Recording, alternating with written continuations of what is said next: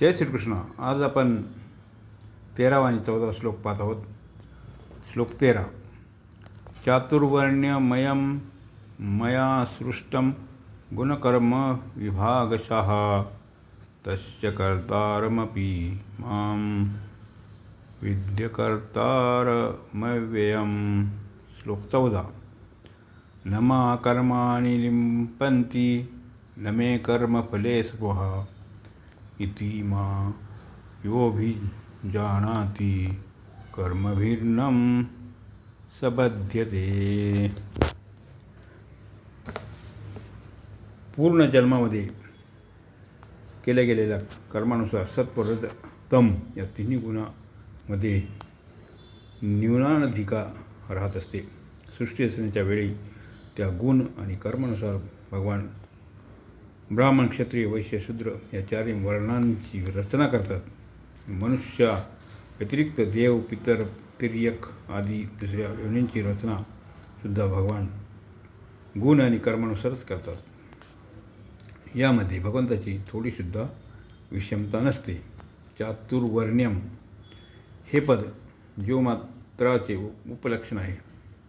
त्याचे तात्पर्य मानवच 4 प्रकारचे नसतात, तर पशु, पक्षी, वृक्ष इत्यादीसुद्धा 4 प्रकारचे असतात. जसे पक्षात कबूतर इत्यादी ब्राह्मण, ससाना इत्यादी क्षत्रिय, घार इत्यादी वैश्य, कावळा इत्यादी शूद्र पक्षी आहेत.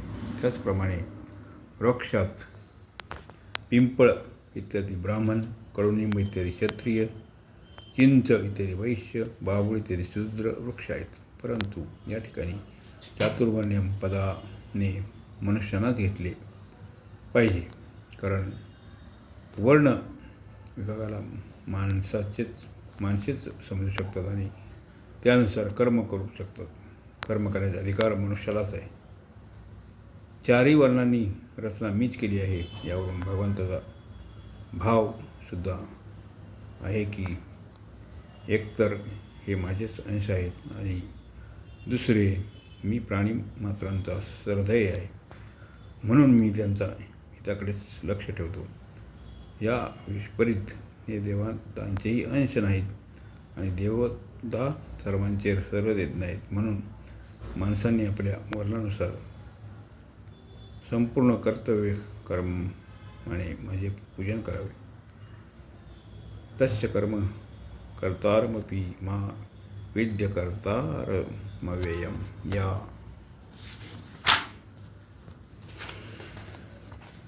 ठिकाणी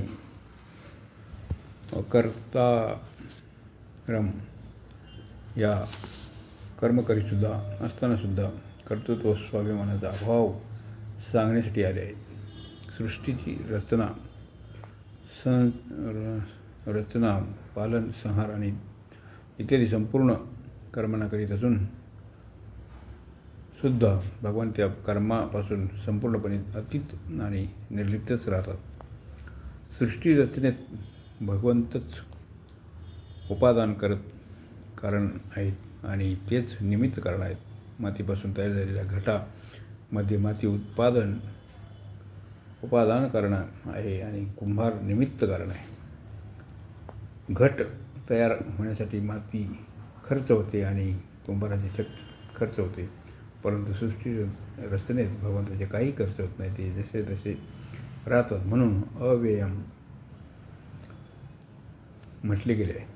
जीवसुद्धा भगवंताच्या अंश असल्याने अव्ययच विचार करावा. शरीरादी सर्व वस्तू सर्व संसाराच्या आहेत आणि संसाराकडून मिळवल्या आहेत, म्हणून त्यांना संसाराच्याच सेवेमध्ये लावल्याने आपले काय खर्च झाले. आपण तर अव्ययच राहिलो.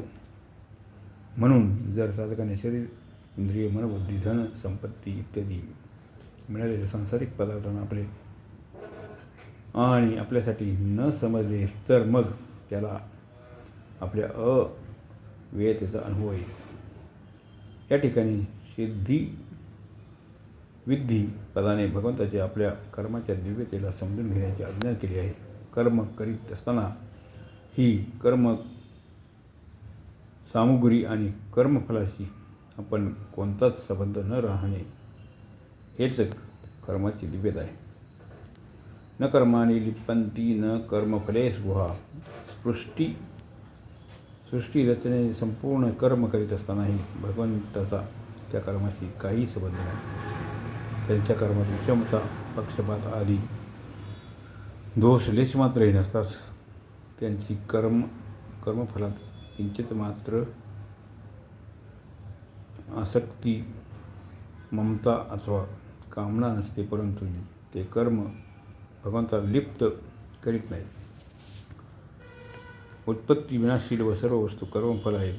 भगवान म्हणतात की जशी मला कर्मफलाविषयी स्पृहा नाही, तशीच तूही कर्माविषयी स्पृहा करू नको. कर्मफलामध्ये स्पृहा न राहिल्यास संपूर्ण कर्म करीत असताना सुद्धा तो कर्माचे बंधन बांधला जाणार नाहीस. मागील श्लोकात भगवंताने सांगितले की संपूर्ण सृष्टी रचनादी कर्माचा कर्ता असून सुद्धा मी अकर्ता आहे, अर्थात माझ्या ठिकाणी कर्तृत्वाभिमान नाही. आणि या श्लोकात सांगतात की कर्मफलामध्ये माझी स्पृहा नाही, अर्थात माझे या ठिकाणी भोक्तृत्वाभिमानही नाही. म्हणून साधकांनी सुद्धा दोन्हीपासून रहित व्हावे. फलेच्छेचा त्याग करून केवळ दुसऱ्यासाठी कर्म करण्याचे कर्तृत्व आणि भोक्तृत्व दोन्ही राहत नाहीत. कर्तृत्व भोक्तृत्व हाच संसार आहे. म्हणून हे न राहिल्यास मुक्ती स्वतः सिद्धच आहे. इति मा योऽभिजानाति. मनुष्याचे ठिकाणी जेव्हा कामना निर्माण होतात तेव्हा त्याची दृष्टी उत्पत्ती विनाशशील पदार्थावर राहते. उत्पत्ती विनाशशील पदार्थावर दृष्टी राहिल्याने तो नित्य भगवंताला तत्त्वाने जाणू शकत नाही. परंतु कामना नष्ट झाल्याने जेव्हा अंतःकरण शुद्ध होते तेव्हा भगवंताकडे आपोआप दृष्टी जाते. भगवंताकडे दृष्टी लागल्यामुळे मनुष्याला हे कळते की भगवान प्राणीमात्राचे परम सहृदय आहेत. म्हणून त्यांच्याकडून होणाऱ्या सर्व क्रिया प्राणीमात्राच्या हितासाठीच होतात. भगवंत तर जीवा कर्मबंधनापासून रहित होण्यासाठीच त्यांना मनुष्य शरीर देतात. परंतु ही गोष्ट न समजल्यामुळे जीव कर्माशी नवीन संबंध जोडून आणखी बंधन वाढवतो. म्हणून कर्तेपणा आणि फलेच्छा नसतानाही ते केवळ कृपा करून जीवांना कर्मबंधनापासून रहित करून त्यांचा उद्धार करण्यासाठीच सृष्टी रचनेचे कार्य करतात.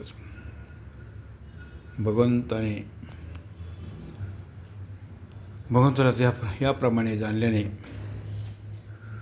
मनुष्य भगवंताकडे ओढला जातो. कर्म भिन्न सबध्यते. भगवंताची कर्म तर दिव्य आहेतच. संत महात्म्याचे कर्मसुद्धा दिव्य आहेत. वास्तविक संत महात्माच नाही तर प्रत्येक मनुष्य आपल्या कर्मांना दिव्य बनवू शकतो. जेव्हा कर्माने मलिनता येते तेव्हा ते कर्म बंधनकारक होतात. जेव्हा मलिनता नाहीशी होऊन कर्म दिव्य होतात तेव्हा ते त्याला बंधनकारक होत नाहीत. एवढेच नव्हे तर ती कर्म त्या कर्त्याला आणि दुसऱ्यांनासुद्धा मुक्त करणारी होतात. आपल्या कर्मांना दिव्य बनवण्याचा संसारापासून मिळालेल्या वस्तूंना आपल्या न सांगता संसाराच्या सेवेमध्ये लावणे हाच सरळ उपाय. विचार केला पाहिजे की आपल्याजवळ तेवढ्या म्हणून बाह्य वस्तू आहेत, त्या सर्वांना आपण बरोबर आणले नाही आणि जाऊ तेव्हा बरोबर घेऊन जाऊ शकत नाही. त्या असताना त्यांच्यात आपल्या इच्छेनुसार परिवर्तन करू शकत नाही, त्यांच्या इच्छेनुसार ठेवू शकत नाही. अर्थात त्यांच्यावर आपले आधिपत्य चालत नाही. त्याचप्रमाणे जन्मांतरापासून बरोबर बरोबर आलेले सूक्ष्म आणि कारण शरीरसुद्धा परिवर्तनशील आणि प्रकृतीचे कार्य आहे. म्हणून त्यांच्याशी सुद्धा आपला संबंध नाही. त्या वस्तू आपल्यासाठी सुद्धा नाहीत, कारण त्या मिळाल्या तरी आणखी मिळाव्याची इच्छा राहते. जर त्या वस्तू आपल्यासाठी असत्या तर आणखी मिळवण्याची इच्छा राहिली नसती. असे असतानाही त्या वस्तूंना आपले आणि आपल्यासाठी समजणे केवढी मोठी चूक आहे. त्या वस्तूमध्ये जो आपलेपणा दिसतो तो केवळ वास्तविक दृष्टीने त्याचा उपयोग करण्यासाठी आहे आणि त्यांच्यावर आपला अधिकार गाजवण्यासाठी नाही. सेवा करण्यासाठी तर सर्व आपले आहेत, पण घेण्यासाठी कोणी आपले नाही. संसाराची गोष्ट तर सोडा, भगवानसुद्धा घेण्यासाठी आपले नाहीत. अर्थात भगवंतापासून नाही काही घ्यायचे नाही, तर स्वतः आपल्यालाच भगवंताला समर्पित व्हायचे आहे. कारण जी वस्तू आपल्याला हवी वाटते आणि आपल्या हिताची आहे ती भगवंतांनी पूर्वीच आपल्याला न मागता देऊन ठेवली आहे आणि पुष्कळ दिली आहेच, कमी नाही. आपली आवश्यकता जेवढी भगवंताला समजते तेवढी आपण समजूही शकत नाही, कारण भगवंताची उदारता अपार आहे. त्यांच्या दृष्टीने आपली समज तर फारच अल्प आहे. म्हणून त्यांच्याकडून मागण्याची काय आवश्यकता आहे. जे काही आपल्याला मिळत आहे त्याचाच आपल्याला सदुपयोग करायचा आहे.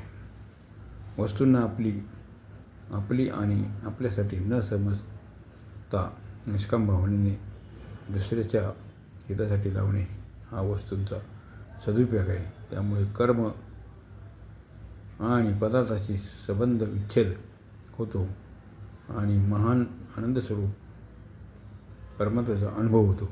अशा प्रकारे 14व्या श्लोकात अर्थ समजाय. जय श्रीकृष्ण.